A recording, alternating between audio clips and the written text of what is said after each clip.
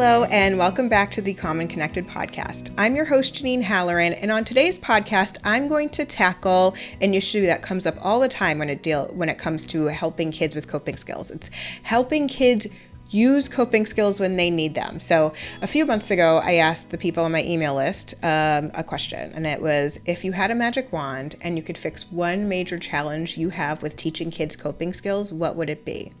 And I got a lot of really interesting answers, but one thing that kept popping up again and again and again was being able to help kids use the skills when they need them.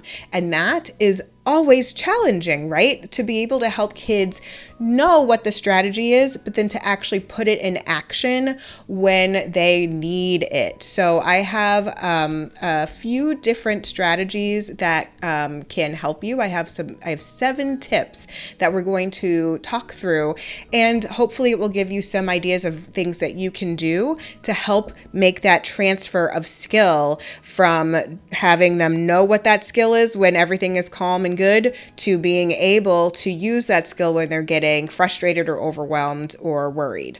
So the first strategy that I would suggest, the first tip I have for you, is to practice when they are calm, so they know what it feels like. And I know that sounds kind of weird and maybe like it doesn't make a lot of sense, but it really does. In order for kids to understand and figure out what are those strategies that are going to work for me, how does this feel in my body? Do I like this? Does this help me feel better? Do I like the way that this is impacting my body? Do I feel calmer? You need to do it when they are in a better space where they can actually have the conversation and be reflective of what's going on for them. It's really hard if you have a kid who's starting to escalate and you say, let's try 5, 4, 3, 2, 1 grounding, and they have no clue what that is. Sometimes that will just escalate situations and make it worse. So we want to make sure that we are trying these skills before they need them, so they know what skills work and what skills to try when they are getting aggravated. So that's the first tip. Practice when they are calm. The second tip is to create visual reminders. Visual reminders are very helpful. Sometimes when kids are starting to get escalated, verbal doesn't quite reach inside and they can't really hear you when they're starting to get escalated, right? But visuals are easier for them to see and use. And so I like to create visuals of the strategies that we want to try when they're having a hard time. So there's lots of different ways that you can make cue cards. I've had kids make their own cue cards. They will draw out what the strategy is. They will write it out. I will even take pictures of them doing the strategy. So that makes it a little bit easier for them to be able to know what it looked like when they were doing it before, have that memory of what they were doing before. So I like the personalization of it, but not everybody has time to do that. So I also like having ready to go cue cards that can be printed off and have cartoon characters demonstrating a strategy, or something as simple as the words of the strategy on a piece of paper for kids to be able to utilize. And that especially, I like that one for older kids. They don't want something necessarily cutesy, but they want to make sure that they still have some sort of reminder of what to do. So I love having visuals. I think it's really fun and it's really practical so that it can be a reminder of a strategy that kids can use. So definitely using visuals can be super helpful when you're having kids learn how to use those strategies in those moments. The third tip I have for you is to make a plan before something happens. So a lot of the stuff is very planful, right? Like there's a lot of, planning that has to happen in order for us to help them use their skills. And that's okay, because we're thinking big picture, not short term. We want them to be able to use these skills. So sitting down when they're calm and talking about what works for them, what strategies they like to use, and making a plan for the next time it happens, because it's going to happen again, right? So you want to be able to help them identify those times that are going to be tough. Is it when you are about to go into a school day? Maybe it's just hard to get up and go to school. Maybe a certain time of the school day is tougher for you. Maybe it's when you're about to to face social situations. Maybe it's when you hear the word no. Maybe it's when you're feeling frustrated after school with a sibling or you're having issues with friends. What are those situations that are sort of like those harder times, those tougher times, and then pick strategies to try the next time. So you can use the visuals that you've created and flip through and figure out what are those things that I'm going to try the next time this happens. So they have a plan for what to do. I've also written social stories for kids. So, when I am about to go into a spelling test, here are the 4 strategies or 3 strategies I'm going to try when I'm faced with my next spelling test, because that's really frustrating and overwhelming for me. And I've actually even used videos for a few kids as well, where I'm taking images of what they are what strategies they're going to use and have them review the video together with their parents to talk about, I'm going to do this, this, and this when I am faced with this situation. And then one of the most important pieces of this making a plan is the debriefing after something happens, because trust me, you and I both know there will be a next time where this situation will be faced, right? And so you have to debrief about it. You've just got to debrief in a time and place that is everybody's in good space, right? And that might be later on in the evening. That might be 24 hours later. That's okay. You just want to have a time to come back and talk through. So this was what happened. This is the plan we made. What worked and what didn't, and what should we change for the next time that this is going to happen? So it's really a conversation where it's not a lot of you're not in trouble and you're not trying to give consequences at this stage. That's not what this is about. This is about helping them figure out, okay, I didn't like the way that felt. I didn't like the situation. And this thing helped a little. This thing didn't help at all.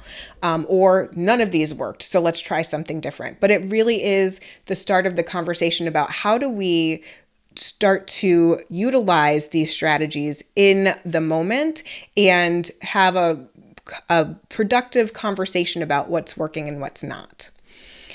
And then something else I like to encourage people to do, tip number 4, is to have a calm down space in your area. So you can have a calm down space in your home.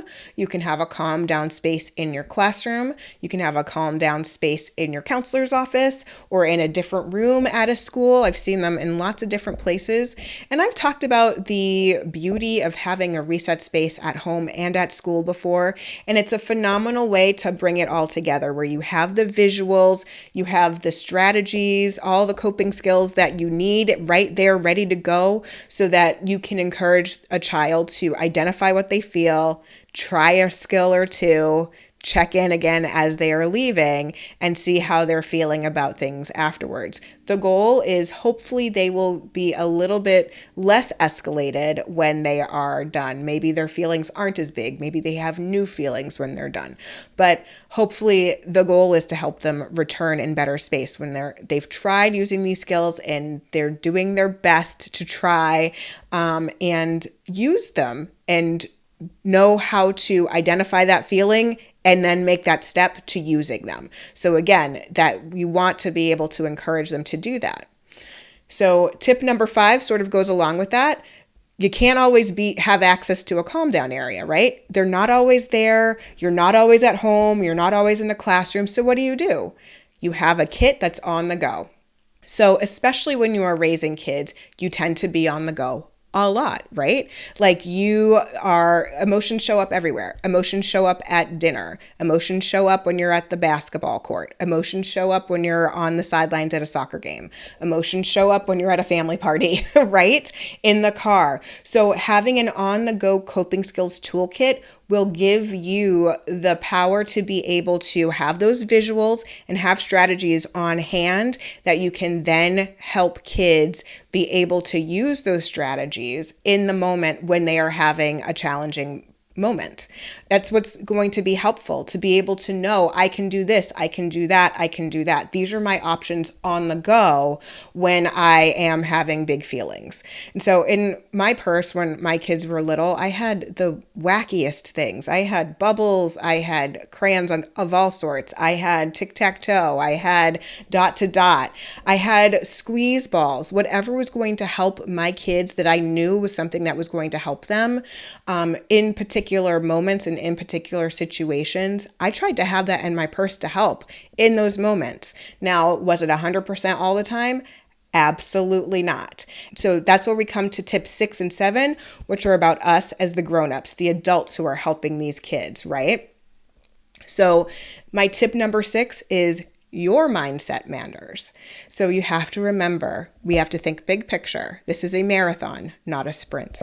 I know this is challenging and exhausting. I know. And sometimes you wish you could just wave a magic wand and make it all better, and they would use their coping skills 100% of the time.